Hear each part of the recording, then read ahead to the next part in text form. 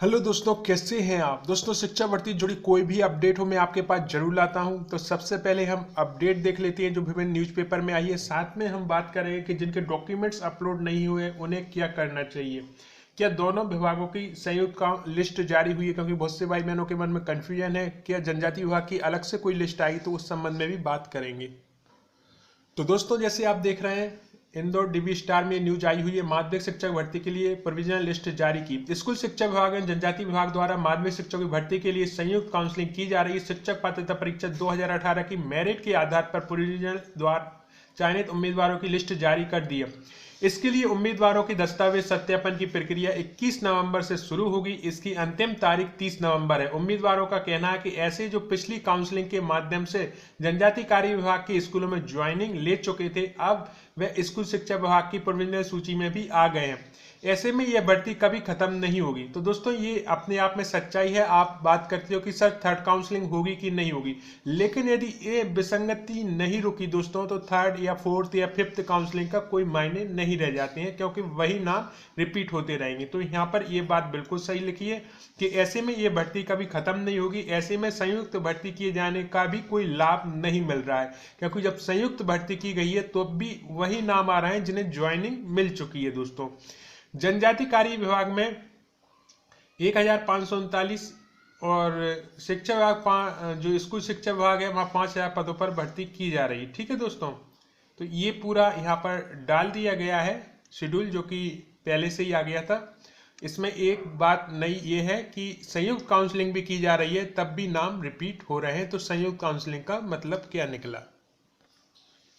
एक और न्यूज़पेपर में भी ये प्रमुखता से बात आई हुई है। जैसे आप देख रहे हैं, स्कूल शिक्षा विभाग और जनजाति कार्य विभाग द्वारा उच्च माध्यमिक शिक्षकों की भर्ती के लिए काउंसलिंग की जा रही। दोनों विभागों की प्राविधिक चयन सूची, उम्मीदवारों के नाम रिपीट हो रहे हैं। माध्यमिक शिक्षक भर्ती प्रक्रिया के लिए गुरुवार को दस्तावेज सत्यापन के लिए सूची जारी की गई, उसमें भी नामों की पुनरावृत्ति है।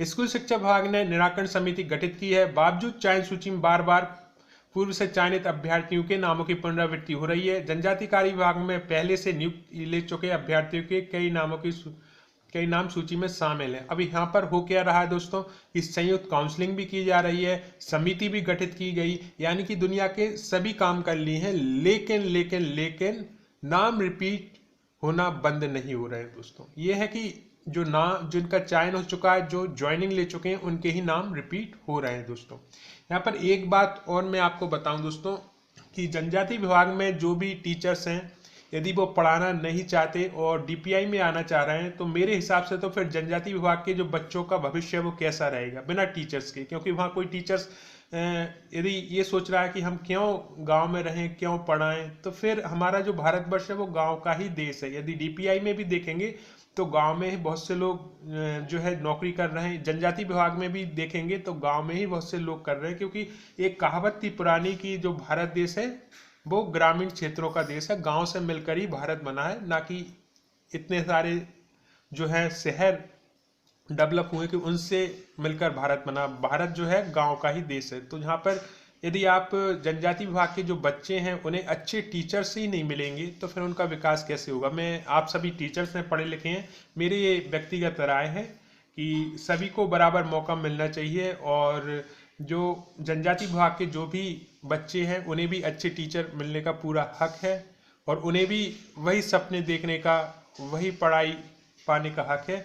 यदि कोई शिक्षक ये सोचकर वहाँ नहीं जाता कि हम गांव में क्यों रह रहे हैं, या कोई भी बात बताते हैं, तो वो जो गांव के बच्चे हैं वो अपनी पढ़ाई कैसे कंप्लीट करेंगे। एक सबसे बड़ा क्वेश्चनवाचक चिन्ह मुझे लगता है, क्या ऐसे लोग वाकई में टीचर बनने योग्य थे। क्योंकि पढ़ाई तो उन्होंने की है, योग्यता भी हासिल की है और योग्यता साबित भी कर दी है, लेकिन क्या वाकई में वो दिल से उस शिक्षक के पद पर बैठने लायक हैं, जो कि भेदभाव में आ गए हैं कि हम जनजाति विभाग के स्कूलों में काम नहीं करेंगे, हमें तो डीपीआई में ही जाना है। भले नाम रिपीट हो जाए, भले किसी को नौकरी मिले ना मिले, हमें तो डबल से नाम आना चाहिए, और हमारा जो है घर के पास में ही जो है पोस्टिंग होनी चाहिए।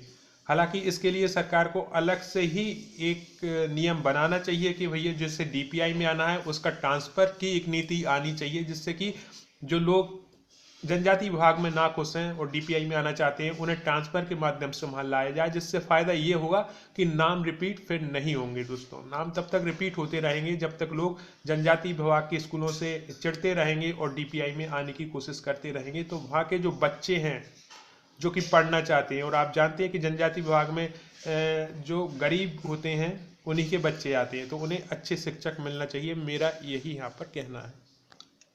अगली न्यूज पर चलते हैं दोस्तों कि मुख्यमंत्री जी के वादे के मुताबिक भर्ती कराने के लिए निर्देश यानी जारी किया। 31,843 रिक्त पदों पर भर्तियां। यहाँ पर यदि आप देखेंगे तो सबसे अधिक भर्ती कहाँ होनी है? स्कूल शिक्षा, जनजाति कार्य, कृषि, पंचायत, तकनीकी शिक्षा व स्वास्थ्य विभाग में होने। तो सबसे ज़्यादा जो पद खाली मिलेंगे ना आपको स्कूल शिक्षा विभाग में मिलेंगे, और खासकर जनजाति विभाग में आपको ज़्यादा पद मिलेंगे खाली। जैसे कि अभी भी कहा जा रहा है कि 40% जो है जनजाति विभाग के पद खाली है, और मैं तो ये कहूँगा कि जिनकी जॉब नहीं लगी है उन्हें पहले जनजाति विभाग में ही नियुक्ति दे दें, क्योंकि जॉब की आवश्यकता है।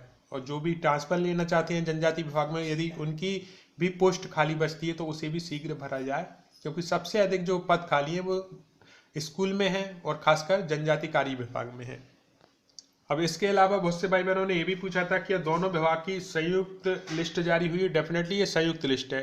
जो अभी आपकी डॉक्यूमेंट वेरिफिकेशन हो रहे हैं, जैसे वर्ग 1 का हुआ है और वर्ग 2 के अब होने वाले हैं, तो उसमें जनजाति विभाग की संयुक्त ही लिस्ट निकली है। यहाँ पर मुश्किल ये है कि नाम रिपीट हो रहे हैं, जिन्हें नियुक्ति मिल चुकी है उनके नाम आ गए, तो जो वास्तविक कैंडिडेट है उसका नाम वहाँ पर नहीं आ पा रहा है। पहले पद कम है, उस पर से नाम रिपीट है। यानी कहते हैं कि गरीबी में गीला आटा, पहले ही आटा कम था उसे भी गीला कर दिया गया है, तो अब उसकी रोटी तो बनने से रही। फिलहाल दोस्तों ये विसंगतियां दूर कर ली जाए तो डेफिनेटली आपका नाम आ सकता है। हम बात करें 3rd या 4th या 5th काउंसलिंग की, वो तभी सफल होगी जब नाम का रिपीटिशन रुकेगा और पदों में वृद्धि होगी। इसके अलावा बहुत से भाई बहन ये भी पूछ रहे हैं कि सर जिनने डॉक्यूमेंट्स अपलोड नहीं किए हैं उन्हें क्या फिर से मौका मिलेगा? तो दोस्तों आप कहाँ थे, कहाँ सो रहे थे? इतनी बार तो मैं वीडियो ला चुका था उस टाइम पर। उदाहरण के तौर पे आप देखें, वर्ग 1 डॉक्यूमेंट्स अपलोड में ये गलतियां ना करें, यानी कि यहाँ से मेरा एक वो हुआ था, और आगे आप देखेंगे तो इस पर कम से कम मैं 50 वीडियो ला चुका था उस समय कि भैया सभी को डॉक्यूमेंट्स अपलोड करना है वर्ग 1 और वर्ग 2 के संबंध में। इसके अलावा दोस्तों 15 तारीख इसकी लास्ट थी और फिर भी बहुत से लोग नहीं कर पाए थे, तो हमारी जमीनी स्तर की टीम और हमने प्रयास किया कि डीपीआई जो है आपके थोड़ा सा समय बढ़ा दी। तो डीपीआई ने भी वो बात सुनी और 15 से लेके आपके 5 दिन और बढ़ा दिए, 20 दिन कर दिए थे। 20 तारीख तक आप अपलोड कर सकते हैं, यानी 15 तारीख लास्ट थी, 20 तारीख कर दी गई थी। फिर भी अभी भाई बहन कह रहे हैं कि सर हम डॉक्यूमेंट्स अपलोड नहीं कर पाए। अब इसका सलूशन क्या है वो मैं बता देता हूं, क्योंकि जो हो गया सो हो गया। इसका एक ही सलूशन है कि आप डीपीआई जाएं और वहां पर अपना आवेदन लगाएं और उन्हें बताएं कि हम क्यों डॉक्यूमेंट्स अपलोड नहीं कर पाए। क्योंकि बहुत सारी परिस्थितियां होती हैं, हो सकता है कि आप किसी बीमारी से जूझ रहे हों, हो सकता है कि आप किसी ऐसी जगह पर रहते हो जहाँ पर ना न्यूज़पेपर पहुँचता हो, ना इंटरनेट पहुँचता हो, तो वहाँ पर ऐसी जगह पर आप रह रहे हैं। क्योंकि ये जो न्यूज़ है वो न्यूज़पेपर में लगातार आती रही, और नेट से यदि आप जुड़े हो तो किसी न किसी ग्रुप में, या फिर हो सकता है कि आप नेट का यूज ना करते हो इतना ज़्यादा, तो आपके पास अपडेट नहीं पहुंची। तो इसका अब एक ही सलूशन है कि आप जाएं डीपीआई और डीपीआई में अपना कारण बताएं कि सर हम ऐसे इलाके में रहते हैं जहां न्यूज़पेपर या नेट की सुविधा है ही नहीं, तो हमारे पास जानकारी नहीं पहुंची। एक तो ये हो गया, दूसरा ये हो सकता है कि बहुत बड़ी बीमारी हो गई तो उसके चक्कर में हम नहीं करा पाए अपलोड। तो ये 2 कारण, और भी कारण जो भी आपको वाजिब कारण है वो वहाँ पर बताएं, लिख के आवेदन दें अपना, और कहें कि हमारे लिए लिंक फिर से ओपन की जाए। यदि विभाग चाहेगा तो लिंक ओपन हो जाएगी, क्योंकि अभी जो है डॉक्यूमेंट वेरीफाइड हो गए हैं दोस्तों, वर्ग 1 के भी हो रहे हैं और वर्ग 2 के होने वाले हैं। तो यहाँ पर आप सोच सकते हैं, लेकिन फिर भी मैं कहूँगा कि यदि आप शिक्षक बनना चाहते हैं तो इतनी अवेयरनेस आप में होना चाहिए। सॉरी यदि किसी को मेरी बात बुरी लग रही हो, लेकिन मैं दिल से यही चाहता हूँ कि यदि आप अवेयर होते तो डेफिनेटली डॉक्यूमेंट्स अपलोड कर देते। सेकंड यह है कि विभाग ने सभी क्वालिफाइड उम्मीदवारों से डॉक्यूमेंट्स अपलोड कराए हैं। जैसे कि एक भाई था, उसके 75 नंबर थे हिंदी से, और जर्नल में आता था, वो डिस्क्वालीफाइड था।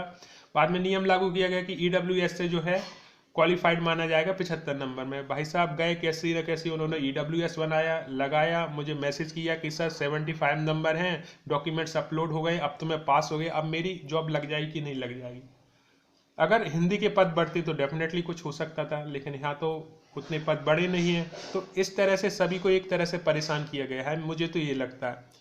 यदि मान लो कि 2 लाख क्वालिफाइड हुए हैं और 2 लाख लोगों से ही आप डॉक्यूमेंट्स अपलोड करा रहे हैं, उतने पद नहीं है, तो उसका क्या तुक बनता है? मुझे ये बात समझ में नहीं आई विभाग की। आप पहले ही ये लिस्ट जारी कर देते कि भैया जिनका लिस्ट में नाम है वही डॉक्यूमेंट्स अपलोड करें, तो बहुत से लोग जो परेशान हुए हैं, इधर से उधर भागे हैं, कहीं कहीं से आए हैं, कैसे कैसे उन्होंने डॉक्यूमेंट्स इकट्ठे किए हैं और फिर अपलोड किए हैं, और लास्ट में उनके हाथ में कुछ भी नहीं आया।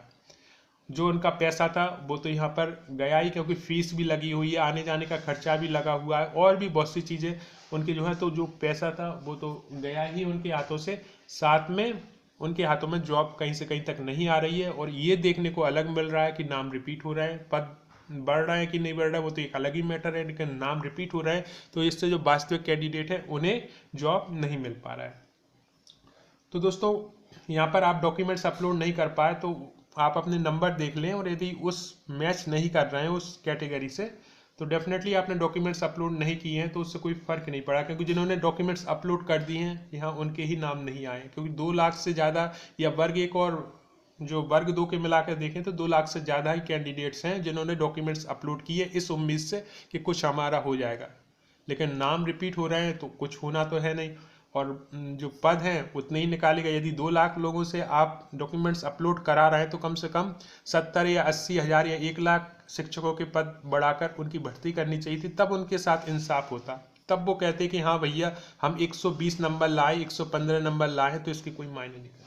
हालांकि आप साइंस देख लें, सोशल साइंस देख लें, उर्दू देख लें, हिंदी देख लें, संस्कृत का काफ़ी कम पद हैं, मैथ भी देख लें, इंग्लिश, उनके काफ़ी पद खाली हैं, उससे भी ज़्यादा निकल सकते थे। खैर टोटल पद देख लें तो 5 या 6 हज़ार कोई ज़्यादा बड़े पद होते नहीं है। शिक्षा विभाग जैसे में करीबन 70 या 80 हज़ार या 90 हज़ार पद तो आने ही चाहिए।